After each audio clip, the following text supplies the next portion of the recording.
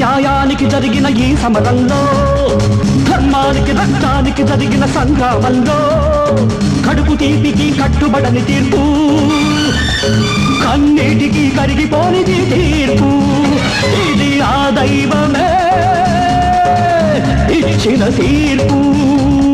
తప్ప తప్ప తప్ప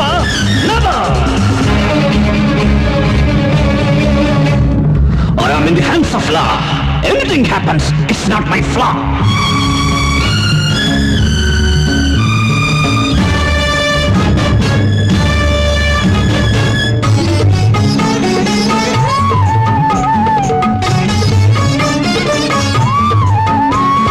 కఠినమైనది ధర్మం, కన్ను లేనిది న్యాయం.